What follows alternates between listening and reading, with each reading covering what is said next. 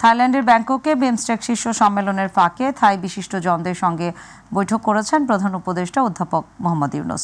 আজ সম্মেলনের ফাঁকে সকালের নাস্তার সময় তিনি এই বৈঠক করেন। প্রধান উপদেষ্টার উপপ্রেস সচিব আবুল কালাম আজাদ মজুমদার বিষয়টি নিশ্চিত করেছেন।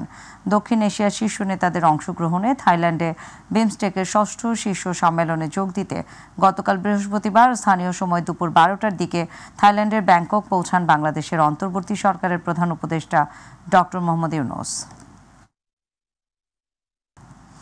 আজ ব্যাংককে বিমস্টেক সম্মেলনের সাইডলাইনে বাংলাদেশের প্রধান উপদেষ্টা অধ্যাপক ডক্টর মোহাম্মদ ইউনূস এবং ভারতের প্রধানমন্ত্রী নরেন্দ্র মোদীর মধ্যে দ্বিপাক্ষিক বৈঠক হবে বলে নিশ্চিত করেছেন প্রধান উপদেষ্টার প্রেস সচিব শফিকুল আলম। অন্তর্বর্তীকালীন সরকারের দায়িত্ব গ্রহণের পর এই প্রথমবারের মতো অধ্যাপক ইউনূসের সঙ্গে নরেন্দ্র মোদীর বৈঠক হতে চলেছে। প্রধান উপদেষ্টা প্রেস সচিব শফিকুল আলম বাসসকে বলেন, বাংলাদেশ এবং ভারত দুই দেশের সরকার প্রধানের মধ্যে শুক্রবার বৈঠক হবে। তিনি জানান, ব্যাংককে বৃহস্পতিবার বিমস্টেক সম্মেলনের নৈশভোজে দুই নেতার সাক্ষাৎ হয় এবং তারা কুশলাদি বিনিময় করেন। নৈশভোজে উভয় নেতাকে বেশ কিছু সময় ধরে ঘনিষ্ঠভাবে কথা বলতে দেখা গেছে। বিমস্টেক শীর্ষ সম্মেলন উপলক্ষে অধ্যাপক ইউনূস ও নরেন্দ্র মোদী বর্তমানে ব্যাংককে অবস্থান করছেন।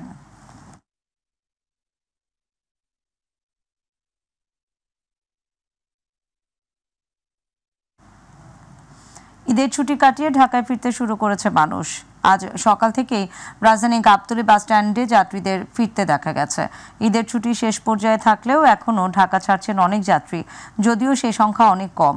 গণপরিবহন সংশ্লিষ্টরা বলছেন এখনও অনেক যাত্রী ঢাকা ছাড়ছে, তবে সেই সংখ্যা অনেক কম। সরেজমিনে দেখা গেছে সিট ফাঁকা রেখে গন্তব্যে ছাড়ছে গাড়ি। অনেকে ঈদের ছুটি পাননি বা বিশেষ কারণে যেতে পারেননি, তারাই ঢাকা থাকছেন বেশি। তবে ঈদের ছুটি থাকায় এখনও ঘুরতে যাচ্ছেন কেউ কেউ। স্বস্তির ঈদ কাটিয়ে ঢাকায় ফিরতে পেরে খুশি যাত্রীরা।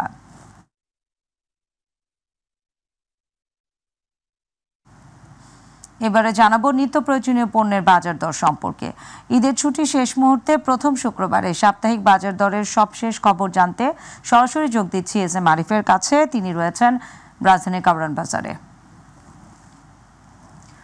আরিফ, ঈদের ছুটিতে শেষ শুক্রবার রাজধানীর কারওয়ান বাজারে কি জমে উঠেছে বেচাকেনা? নিত্য প্রয়োজনীয় পণ্যের দাম কেমন দেখছেন? আমাদের বিস্তারিত জানাবেন। নাদিয়া, প্রথমে কারেকশন করে দিই, জমে উঠেছে এটা না, জমে ওঠেনি। কারণ এখনও যে সাধারণ মানুষ বা রয়েছে তারা কিন্তু আসলে গ্রামের বাড়িতে ঈদ করতে যারা গিয়েছেন তারা কিন্তু ঢাকায় এখনও সবাই ফিরেননি। সে কারণে ওই অর্থে আসলে যে বাজার সেটি জমে ওঠেনি। আর যেটি বলেছি যে এখনও কিন্তু ছুটি আছে আরও একদিন বাকি, সেখানে আজকেও হয়তো অনেক মানুষ গ্রাম থেকে ফিরছেন, আগামীকালকেও ফিরবেন। এই সপ্তাহে আসলে বাজারটা ওইভাবে জমবে না, সেটা বোঝাই যায়।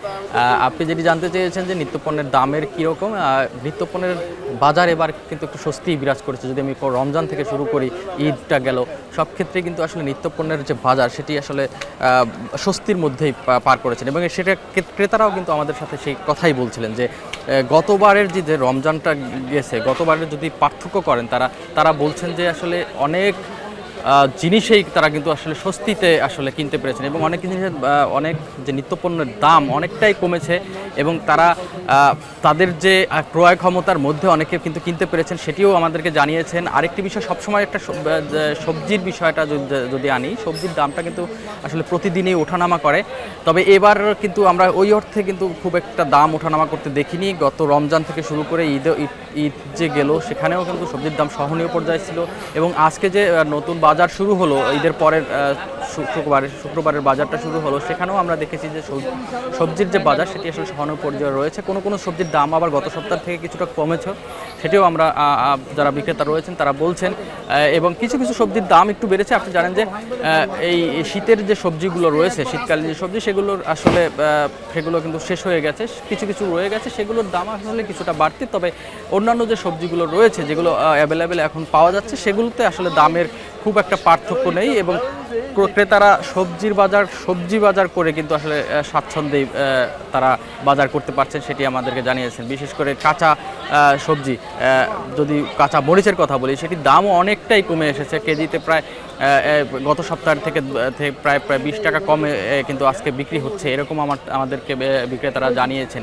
আর একটু অসন্তোষ রয়েছে চালের বাজার নিয়ে, যেটি আগে থেকেই অস্থিরতা বিরাজ করছিল। ক্রেতারা যেটি বলছেন যে চালের বাজারটাকে আসলে ঠিক করা দরকার, কারণ এই যে ঊর্ধ্বমুখী চালের বাজার আগের থেকেই সেটি আসলে না কোনোভাবেই নামছে না। এবং অনেক সময় আমরা দেখেছি গত কয়েকদিনে আবার চালের দাম কিছুটাও বেড়েছিল। তো সেইখানে আসলে এই অস্বস্তিটা যে বিরাজ করছে সেটি ক্রেতারা চাচ্ছেন যে এইখানে আসলে সরকারের অন্তর্বর্তী যে সরকার রয়েছে তাদের নজর দেওয়া উচিত, কারণ চালের বাজারটা যদি স্থিতিশীল রাখা যায় তাহলে এই যে নিত্যপণ্যের যে বাজার সেটিকে আসলে একদমই স্থিতিশীল বলা যাবে এবং সাধারণ যে মানুষ তারা আসলে তারা যেটি জানাচ্ছিলেন যে স্বস্তি, সেই স্বস্তিটা পুরোপুরি তাদের প্রকাশ পাবে, এটি কিন্তু আসলে ক্রেতারা জানাচ্ছেন। অন্যান্য যে নিত্যপণ্যের দাম সেটি স্বাভাবিক রয়েছে। যেটা আগেই বলেছি, ক্রেতারা কিন্তু এবারের রমজান থেকে ঈদ সব কিছুতেই তারা স্বস্তির কথা বলছেন এবং এই স্বস্তিটা আসলে তারা চান যে এরকমই স্বস্তি বজায় থাকুক। আরও সামনে যত দিন যাবে সেখানে যারা ভবিষ্যতে এই দাম যে আগে আমরা দেখেছি হুট করে দাম বেড়ে যেত, অনেক পণ্যের দাম প্রায় দ্বিগুণ হয়ে যেত, সেইগুলো যেন না হয়, সরকারের প্রতি এটি আসলে সাধারণ জনগণের প্রত্যাশা। এই ছিল আমার কাছে সর্বশেষ। আরিফ, আপনাকে ধন্যবাদ। দর্শক, রাজধানী কারওয়ান বাজার থেকে আমাদের সঙ্গে যুক্ত হয়েছিলেন সহকর্মী SM আরিফ। চলে যাব পরের সংবাদে। ঈদের ছুটিতে স্বজনদের নিয়ে বিভিন্ন বিনোদন কেন্দ্রে ভিড় করছে দর্শনার্থীরা। গাজীপুরে বিনোদন কেন্দ্রসমূহের অন্যতম আকর্ষণ গাজীপুর সাফারি পার্ক। গাজীপুর সহ আশেপাশের এলাকা থেকে দর্শনার্থীরা আসছেন এই পার্কে। পার্কের জীবন্ত পশু পাখির ছোটাছুটি দেখে মুগ্ধ হচ্ছেন তারা। প্রতিনিধি মাহবুবুল আলমের তথ্যচিত্রে আরও জানাচ্ছেন শামস রাবিজ উচ্ছ্বাস। ঈদুল ফিতরকে কেন্দ্র করে দর্শনার্থীদের পদচারণায় মুখরিত গাজীপুর সাফারি পার্ক। কোর্ট থেকে শুরু করে সাফারি জোনে নানা ধরনের প্রাণী দেখে খুশি দর্শনার্থীরা। পার্কে আলাদা টিকিট কেটে দর্শনার্থীরা দেখছে মেকাও, টিয়া, ঘুঘু সহ বিভিন্ন বিদেশি পাখি। মাঝে মধ্যে কয়েকটি মেকাও উড়ে এসে বসছে দর্শনার্থীদের গায়ে। এতে উচ্ছ্বসিত দর্শকেরা তুলে নিচ্ছে যে যার মতো ছবি। এখানে খোলামেলা পরিবেশ দেখে আমাদের ভালো লাগছে, বাচ্চাদেরও ভালো লাগে। সপরিবারে আসছি, বোন সবাই মিলে ঘুরতে আসছি, বাচ্চারা সব। আরো কিছু বাসের ব্যবস্থা করতে পারতেন তাহলে পর্যটকদের জন্য এটা অনেক বেশি সুবিধার হতো। পায়ে হাঁটা পথে দর্শনার্থীরা দেখছে কুমির, জলহস্তী, মদনটাক, উট পাখি, ইমু পাখি, বিভিন্ন ধরনের সাপ, ঈগল সহ বিভিন্ন প্রাণী। কোর সাফারির আলাদা পার্কে বেষ্টনীতে উন্মুক্ত পরিবেশে বাঘ, ভাল্লুক, সিংহ, জেব্রা, জিরাফ সহ আফ্রিকান বিভিন্ন ধরনের প্রাণীর অবাধ বিচরণ দেখে আনন্দিত শিশু ও দর্শনার্থীরা। আমরা সাফারি পার্কে আসছি, বাঘ দেখেছি, ভাল্লুক দেখেছি, সাফারি পার্কে দেখেছি কুমির, কচ্ছপ। এখানের পরিবেশ খুবই সুন্দর, এখানে অনেক কিছু দেখেছি। এখানে ঘুরতে আসে অনেক ভালো লাগলো, অনেক কিছু দেখলাম, পশু পাখি দেখলাম। আশা করব যে বিদেশ থেকে যে ফরেনার যারা আসে তারা আমাদের সাফারি পার্কটা ঘুরে দেখবে। কজেস পুরো সাউথ এশিয়ার মধ্যে এটা হচ্ছে একটা বৃহৎ সাফারি পার্ক। দর্শনার্থীদের সুবিধার্থে নানা ধরনের উদ্যোগ নেওয়া হয়েছে বলে জানিয়েছে পার্ক কর্তৃপক্ষ। দর্শনার্থীদের জন্য আমরা আমাদের বিশেষ করে নিরাপত্তার জন্য আমরা প্রত্যেকটা বেষ্টনীতে আমাদের পর্যাপ্ত স্টাফ নিয়োগ দেওয়া হয়েছে, যাতে অপ্রত্যাশিত কোনো ঘটনা বা কোনো সমস্যা না দেখা দেয় এবং তারা যেন সুন্দরভাবে ভিজিট করতে পারে, তাদের জন্য আমরা সুব্যবস্থা রাখা হয়েছে। এদিকে কাপাসিয়া উপজেলায় কোনো প্রকার বিনোদন কেন্দ্র না থাকায় ঈদের আনন্দ ও উৎসব উপভোগ করতে বড় সেতুটি বেছে নিয়েছে দর্শনার্থীরা। পরিবার, পরিজন, বন্ধুবান্ধব ও প্রিয়জনকে নিয়ে উৎসবে মেতেছেন তারা। শামস তাবরিজ উচ্ছ্বাস, মাই টিভি নিউজ ডেস্ক। ঈদের আনন্দে সবচেয়ে বড় অংশীদার পরিবারের সদস্যরা। তাই তো ঈদ উপলক্ষে পরিবারের টানে গ্রামের বাড়ির উদ্দেশ্যে ছোটে লাখো মানুষ। কিন্তু সেই আনন্দ জোটে না সবার ভাগ্যে। অন্যের টাকা পাহারা দিতে ঈদের দিনও কাজ করতে হয় সেবা প্রদান করা এটিএম বুথের সিকিউরিটি গার্ডদের। কেমন কাটলো তাদের ঈদ, এ নিয়ে দেখুন সাইদুর রহমান আবিরের রিপোর্ট। মুসলিম জাতির সবচেয়ে বড় ধর্মীয় উৎসব ঈদ উল ফিতর। এই আনন্দের অন্যতম গুরুত্বপূর্ণ অংশীদার পরিবারের সদস্যরা। তাই তো কর্মস্থল থেকে পরিবারের টানে গ্রামের বাড়ির উদ্দেশ্যে ছোটে লাখো মানুষ। কিন্তু সেই সুযোগ আর আনন্দ কি সবার ভাগ্যে জোটে? সেবামূলক কাজে থাকায় অনেকেরই বঞ্চিত হতে হয় পরিবারের সাথে ঈদ আনন্দ থেকে। তার মধ্যে অন্যতম হচ্ছে 24 ঘন্টা নিরাপত্তার মধ্যে রাখা এটিএম বুথের এই নিরাপত্তা কর্মীরা। দেশের সকলের অর্থের পাহারা দিতেই অন্যান্য দিনের মতো ঈদের দিনও কেটে যায় এটিএম বুথের নিরাপত্তা কর্মীদের। পরিবার পরিজনের সাথে ঈদ আনন্দ পরিহার করে জীবনের ঝুঁকি নিয়েই বুথের অর্থের পাহারা দিতে হয় এই কর্মীদের। কেমন কাটলো এবারের ঈদ? গেলে তো ভালো হইতো, তো যাইতে পারছি না, তো এই সমস্যা কি অনেক মনে করেন তো সবাই গেছে, অনেক তো যাইতে পারে না, এখানে থাকতে হয়, এই কারণে বাড়ি যেতে পারছি না। এটা একটা কাটাইছি মোটামুটি ভালোই, ফ্যামিলি লইয়া কাটাইলে তো ভালো হয়, কারণ ফ্যামিলি যখন নাই তো কিছু করতেই না, যারা আছে এইটাই করতে হবে। সারা গেছে, আমরা কোনো ছুটি নেই, সারা আইলে আমাকে যাইতে হইব। আর নিজের কাছে খারাপ লাগে না, আমি তো যাওয়ার কথা ছিল, যাইতে ঈদে তো সবাই যাইতে চায়, আমাকে তো যাওয়ার মতন কোনো সুযোগ নেই। অন্যের গচ্ছিত অর্থের তারা অতন্ত্র প্রহরী। সবাই যখন ঈদের আনন্দ শেষ করে কর্মস্থলে ফিরে তখন হয়তো সুযোগ হয় পরিবারের কাছে যাওয়ার, কিন্তু ঈদের আনন্দের স্বাদ আর মেলে না তখন। কষ্টের মধ্যে আছি, এটাই একটা বছরকার দিন গেল, ধরেন যাইতে পারলাম না বাসায়, বাড়ি যাইতে পারলাম না, বাপ মা আছে ফোন দিচ্ছে বারবার, যাইতে পারলাম না, আফসোস যাইতে পারলাম না বছরকার দিন, এটাই, তাছাড়া অন্য কিছু। চাচ্ছি যে ঈদের মধ্যে যেন কোনো আমাদের গ্রাহক যেন দুর্ভোগে না ভোগে, যেরকম অনেক কাছে কাস্টমার যে ঈদের সময় টাকা তোলে, আমরা 24 ঘন্টা সার্ভিস দেওয়ার জন্য চেষ্টা করছি। পরিবার পরিজনের সাথে ঈদের আনন্দ থেকে বঞ্চিত হয়েও অন্যের অর্থের পাহারা দিতে গুরুত্বপূর্ণ দায়িত্ব পালন করাই এটিএম বুথের এই নিরাপত্তা কর্মীদের প্রতি গ্রাহকসহ দেশের সর্বস্তরের মানুষের ভালোবাসা ও কৃতজ্ঞতা। সাইদুর রহমান আবির, মাই টিভি, ঢাকা। এবারে শহীদ পরিবারের ঈদের খবর। ফ্যাসিবাদী শাসনের অবসান করতে গিয়ে ঘাতকের বুলেটে শহীদের জনপথে পরিণত হয়েছে গোটা দেশ। মুক্ত পরিবেশে স্বস্তিতে ঈদ উদযাপন করেছে দেশবাসী, কিন্তু যাদের আত্মত্যাগে এমন ফ্যাসিবাদী শাসক বিদায় নিয়ে এমন দিন আসলো, তাদের পরিবারের খোঁজ নিয়েছে কজন? উৎসবের এই সময় তাদের স্বজনদের চোখে কেবলই অশ্রু, চান দ্রুত এবং সঠিক বিচার। মাহবুব সৈকতের রিপোর্ট। 24 জুলাই আগস্টে ফ্যাসিস্ট ঘাতক চক্রের নির্মম গুলিতে ঝরেছে অজস্র প্রাণ। শহীদের জনপথে পরিণত হয় বাংলাদেশ। রক্ত ধুয়ে আসা স্বৈরাচার মুক্ত বাংলাদেশে এসেছে ঈদ উল ফিতর। হাসি আর আনন্দে ভাসছে গোটা দেশ।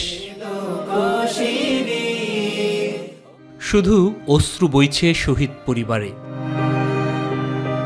যে বুকের ধন প্রতি বছর ঈদের বাজার করত মা বাবা ভাই বোন আর স্বজনের জন্যে, সেই মারুফই আজ নেই। কি করে হবে তাহলে উৎসব? ঈদ আইলে আমার ছেলে কত মার্কেট করে আমার লেগে আনতো, আর বাইকে লেগে আনতো, কিন্তু এই বছর আমার ছেলেও নাই, মার্কেটও নেই। আমার ছেলেটা না আমার কষ্টটা বুঝতো, আজকে আমার ছেলেটা নাই। এই ফ্যাসিবাদী সরকার আমার ছেলেটাকে খুন করে ফেললো, আমার ঈদটা সব শেষ করে দিল।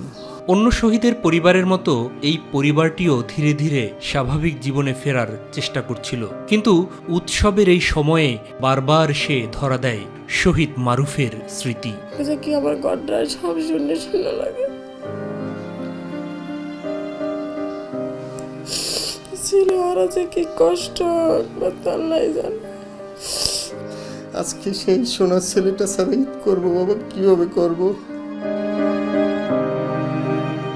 তবুও নেই আক্ষেপ, ফ্যাসিবাদী শাসক গোষ্ঠী তো বিদায় নিয়েছে। শহীদ গোপালের নাম ভুলেই যেতে আস্তে আস্তে। সবাই কইছিল কি যে শহীদ গো নামের রাস্তা মানে কইছিল করবে, কিন্তু এখন পর্যন্ত দেখি না। প্রাণ দিয়ে দিছে, এদের জন্য যদি দেশটা যদি ভালো থাকে, তো সবাই চাই দেশটা যেন ভালো থাকে, ভালোই করুক, এটা আমরা সবাই চাই। 19 জুলাই 2024 শুক্রবারের পবিত্র দিন। ঘাতকের নির্বিচার গুলিতে রামপুরার বাড্ডায় শহীদ হন 19 বছরের তরুণ মারুফ। বিচার চলছে ধীর গতিতে, আমার চাওয়া শুধু আমার ছেলের হত্যার বিচার চাই। আল্লাহ ছাড়া আর কেউ নেই আমার কাছে। আল্লাহ, আমার ছেলের হত্যার তুমি বিচার করো আল্লাহ। মাহবুব সৈকত, মাই টিভি, ঢাকা। ভোলা 250 শয্যা বিশিষ্ট হাসপাতালের বেহাল অবস্থা। ঈদের ছুটিতে চিকিৎসক সংকটের কারণে 4 শিশু মৃত্যুবরণ করেছে। কর্তৃপক্ষ শিশুর মৃত্যুর কথা স্বীকার করে বললেন, রোগীর অবস্থা খুবই খারাপ ছিল, কিছুই করার ছিল না তাদের। প্রতিনিধি আরিফ হোসেন লিটনের রিপোর্ট, জানাচ্ছেন আতিকুর রহমান তিতাস। ভোলার 250 শয্যা বিশিষ্ট হাসপাতালটি নানা সমস্যায় জর্জরিত। রোগীরা পাচ্ছেন না কাঙ্ক্ষিত সেবা। কেবিন থেকে শুরু করে প্রতিটি সেক্টরে নোংরা পরিবেশ জানিয়ে প্রতিনিয়ত ভোগান্তিতে পড়ছেন রোগী ও স্বজনরা। বিশেষ করে ঈদের মধ্যে হাসপাতালে ভর্তি হওয়া রোগীরা পড়েছেন চরম বিপাকে। চিকিৎসক সংকট সহ নার্সের সংকটের কারণে 4 জন শিশু ইতিমধ্যে মৃত্যুবরণ করায় রোগীর স্বজনদের মধ্যে চরম আতঙ্ক বিরাজ করছে। 4টা শিশু হাসপাতালে মারা গেছে, ভোলা সদর হাসপাতালে। এখন আমার বাচ্চা নিয়ে আমি আতঙ্কিত আছি। এখানে অনেক ধরনের সমস্যা আছে, মূলত যেমন ডক্টরের সংকট আছে এবং নার্সের সংকট আছে। আজকে 3 দিন যাবত বাচ্চা নিয়ে আসছি, কিন্তু বাচ্চার কোনো ডেভেলপ হচ্ছে না। যে সমস্ত বাচ্চাগুলো মারা গেছে সেগুলো আসছে একদম খারাপ অবস্থায়, কারণ এমন অবস্থায় আসছে যে আমাদের কিছু করেনি না। তখন দরকার তাদের আইসিইউ সাপোর্ট। যখন আমাদের এখানে যতটুকু সাপোর্ট ছিল সব দেওয়া হয়েছে, দেওয়ার পরে তাদেরকে আমরা বলছি যে আপনারা দ্রুত বরিশাল বা ঢাকা নিয়ে যান, তারা নেয় নাই। এখানে আমাদের কোনো ঘাটতি হয় নাই। তেলাপোকা বাসা বেঁধেছে হাসপাতালের প্রতিটি কেবিন ও সিটগুলোতে। হাসপাতালের বারান্দায় পড়ে আছে ময়লা, যার দুর্গন্ধে রোগীর সাথে আসা স্বজনরাও অসুস্থ হয়ে পড়ছেন। আমার বাচ্চারও সমস্যা সঠিকভাবে সমাধানও হয় না। এখন বাচ্চার সাথে আইসা আমি নিজে অসুস্থ হয়ে গেছি। একটা জেলা সদর হাসপাতাল, এখানে কোনো পরিবেশ নেই। দেখেন সারফোকা তেলাপোকায় ভরা, ময়লা আবর্জনা, এতে বাচ্চাকে তো আরো সমস্যা, বাচ্চারা আরো অসুস্থ হয়ে যায়। এখানে সুস্থ হওয়ার পরিবর্তে আরো অসুস্থ। অভিযোগ আছে এখানে দেশের বিভিন্ন স্থান থেকে ডাক্তাররা আসলেও তারা ঠিকমতো ডিউটি পালন করেন না। অসহায়ত্বের কথা স্বীকার করলেন হাসপাতালের এই কর্তৃপক্ষ। আমাদের কিছু ডাক্তার এখানে নিয়োগ হয়েছে, কিছু ডাক্তারকে পদায়ন করে অন্য জায়গায় নিয়েছে, এটা একটা স্বাভাবিক প্রক্রিয়া। কিন্তু যে ডাক্তারদেরকে এখানে নিয়োগ দেওয়া হয়েছে তারা সময় মতন এসে জয়েন করেননি, যার জন্য তাদেরকে আমি রোস্টারে রেখেও ডিউটি করাতে পারিনি। আবার যে ডাক্তারদের এখান থেকে নিয়ে যাওয়া হয়েছে সেটা যদি আগেই জানতে পারতাম তাহলে তাদের সঙ্গে একটা নেগোসিয়েশন করতে পারতাম, কিংবা আমি জেনেছি আমি তাদেরকে রিলিজ দেইনি। অর্ডারে তো 3-4 দিনের পরে সে চলেই যাবে উল্লেখ থাকে, কাজে উল্লেখ থাকাতে তাদেরকে আসলে রোস্টারে ডিউটি করানো খুব কঠিন। যিনি চলে যাবেন তিনি যদি মানসিকভাবে চলে যান তাকে দিয়ে ডিউটি করানো কঠিন। হাসপাতাল কর্তৃপক্ষ দায়ী না, আমি এটা বলতে চাচ্ছি না। রোগী যখন একজন ডাক্তারের কাছে আসে, চিকিৎসা ডাক্তার দিলে ডাক্তার এর দায়ভার নিয়ে নেন। 250 শয্যা বিশিষ্ট হাসপাতালটিতে স্বাস্থ্য ব্যবস্থা উন্নতি হবে, রোগীরা কাঙ্ক্ষিত সেবা পাবেন, এমনটাই প্রত্যাশা করছেন ভুক্তভোগী রোগীর স্বজনরা। আতিকুর রহমান তিতাস, মাই টিভি। কালের বিবর্তনে বিলুপ্তির পথে পা বাড়াচ্ছে টাঙ্গাইলের ঘাটাইল এবং কালিহাতী উপজেলার ঐতিহ্যবাহী মৃৎশিল্প। প্লাস্টিকের ব্যবহার বৃদ্ধি এবং মৃৎপণ্য ব্যবহারে অনাগ্রহের ফলে ঝুঁকির মুখে এই শিল্প। আগের মতো কাজ না থাকায় অন্য পেশা বেছে নিচ্ছেন মৃৎশিল্পীরা। ঐতিহ্যবাহী এই শিল্প টিকিয়ে রাখতে সরকারি পৃষ্ঠপোষকতা প্রয়োজন মনে করেন তারা। টাঙ্গাইলের ঘাটাইল থেকে রায়হান মিয়ার রিপোর্ট, জানাচ্ছেন ইলিয়াস কমল। একসময় পাল সম্প্রদায়ের প্রধান পেশা ছিল মৃৎশিল্প। বর্তমানে এই স্থানটি দখল করেছে প্লাস্টিক, সিরামিক ও সিলভার সামগ্রী। ফলে মৃৎশিল্পের ব্যবহার থেকে অনেকটা মুখ ফিরিয়ে নিয়েছে সাধারণ মানুষ। প্লাস্টিক পণ্যের সাথে প্রতিযোগিতায় টিকতে না পারায় ধস নেমেছে মৃৎশিল্পে। এর সাথে জড়িত পালপাড়ার কুমার পরিবারগুলোই নেমে এসেছে অর্থনৈতিক চাপ। ফলে কষ্টে দিন কাটাচ্ছেন মৃৎশিল্পীরা। মাটির পণ্য নির্মাণ করে সংসার চালাতে হিমশিম খেতে হচ্ছে তাদের। জীবিকার তাগিদে পূর্বপুরুষদের পেশাকে ধরে রেখেছেন তারা। অর্থনৈতিক চাপ সামলাতে না পেরে অনেকেই এই পেশা ছেড়ে অন্য কাজে মনোযোগী হচ্ছেন। সরকারি বেসরকারি পৃষ্ঠপোষকতা পেলে মৃৎশিল্পকে টিকিয়ে রাখতে চান এখানকার মৃৎশিল্পীরা। 100 বছর আগে থেকে চলছে, আমরা কোনো উন্নতি পাচ্ছি না। আমরা যত পরিশ্রমী করি কিন্তু এগিয়ে পারতেছি না। যে পিলেই করি ওই পিলে মনে করে লসেরই আমাকে। খাওয়া ডা পিন্দাটা কোনো রকমে চলে, কিন্তু হিংলা চলে না আর কি। মাটির কাজটা টুকটাক আর কি চলে। মাটিটা দেখা যায় যে আমাদের জেলার বিভিন্ন স্থানে থেকে সংগ্রহ করতে হয়। এই যে যখন ওই মাটি আনতে হয়, এই পুলিশের হয়রানি, স্থানীয় কোনো নেতা বেতার হয়রানি, মনে করেন যে অনেক টাকা খরচ করে যায় আমাদের। এটা প্লাস্টিকেরই, তারপরে শিল্পেরই এনলার নামনে আমাদের ব্যবসাটা চলমান খেয়ে দিছে। কালের বিবর্তনে প্লাস্টিক পণ্যের ব্যবহার বৃদ্ধির কারণে হুমকির মুখে পড়েছে এই শিল্প। তবে কারিগররা যদি যোগাযোগ করে তাদেরকে বিশেষ দৃষ্টিতে দেখা হবে বলে আশ্বাস দিয়েছে স্থানীয় প্রশাসন। মৃৎশিল্প আসলে আমাদের বাঙালি সংস্কৃতির একটা পার্ট। আমরা জানি যে আমাদের গ্রামীণ ঐতিহ্যের সাথে মৃৎশিল্পের একটা ব্যাপক সম্ভাবনা রয়েছে এবং এই সম্ভাবনা কিন্তু অতীতে আমাদের খুব সমৃদ্ধ ইতিহাস ছিল। কিন্তু কালের বিবর্তনে যে প্লাস্টিক পণ্যের বহুবিধ ব্যবহারের কারণেই কিন্তু আস্তে আস্তে মৃৎশিল্পগুলো আসলে হুমকির মুখে। এক্ষেত্রে এই ঘাটাইল উপজেলা যারা মৃৎশিল্পের সাথে কাজ করে তারা যদি প্রশাসনের সাথে যোগাযোগ করে তাহলে প্রশাসন নিঃসন্দেহে তাদের যে পৃষ্ঠপোষকতা যেভাবে করা সম্ভব হয় সে বিষয়ে সুদৃষ্টি রাখবে। মাটির পণ্যের বাজার বৃদ্ধি ও মানুষের মাঝে জনপ্রিয়তা তৈরি করতে পারলে মৃৎশিল্প ফিরে পাবে আগের ঐতিহ্য ও রক্ষা পাবে দেশের সংস্কৃতির এক গুরুত্বপূর্ণ উপাদান, এমনটাই মনে করেন অনেকেই। ইলিয়াস কমল, মাই টিভি। এবার জানাবো গ্রাম বাংলার খবর।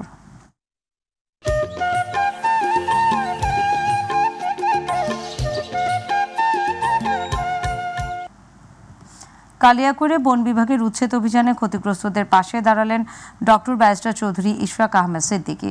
সকালে কালিয়াকৈর উপজেলার সিনাবহ বাজার এবং বাগাম্বর এলাকায় বন বিভাগের উচ্ছেদ অভিযানে ক্ষতিগ্রস্তদের খোঁজ খবর নেন তিনি। এ সময় বিএনপি নেতাকর্মীদের সঙ্গে নিয়ে তিনি ক্ষতিগ্রস্তদের পুনর্বাসনের আশ্বাস দেন। বন উপদেষ্টা সৈয়দা রিজওয়ানা হাসানের সঙ্গে সুপারিশ করবেন যেন বন বিভাগ এই এলাকায় আর কোনো নতুন উচ্ছেদ অভিযান পরিচালনা না করে। ক্ষতিগ্রস্তরা বিএনপি নেতার এই উদ্যোগকে স্বাগত জানান।